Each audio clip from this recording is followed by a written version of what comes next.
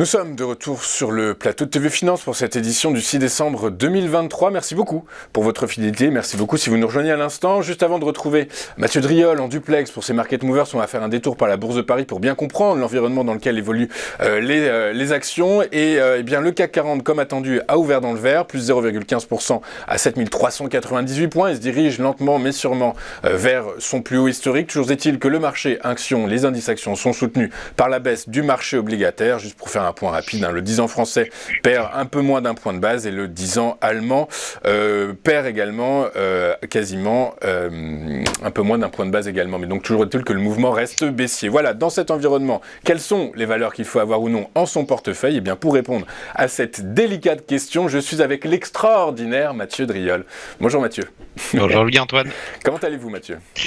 Bon, ma foi, pas mal. Bon, tant mieux. Écoutez, ravi d'être de nouveau avec vous.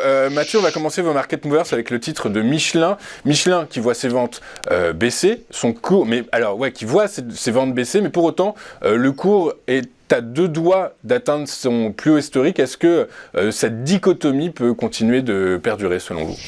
En tout cas, on n'a aucun signe d'arrêt de cette force intrinsèque du titre Michelin.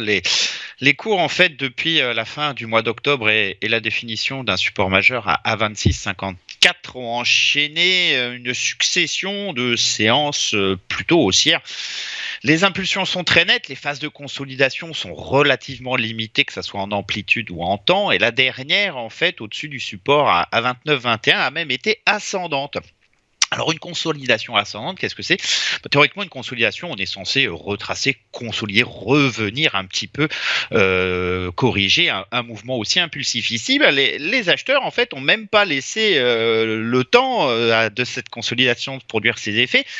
Ils ont profité des moindres petits replis intraday ou en séance pour revenir à l'achat sur le titre. Et ça s'est soldé par une sortie par le haut de cette consolidation à l'aide d'un cap haussier qui a permis le débordement du précédent sommet de septembre à 30,53. Les cours sont effectivement à une encablure maintenant de leur sommet historique qui, a priori, ne devrait pas provoquer de réaction baissière notable. Éventuellement, peut-être un petit pullback sur 30,53, mais guère plus.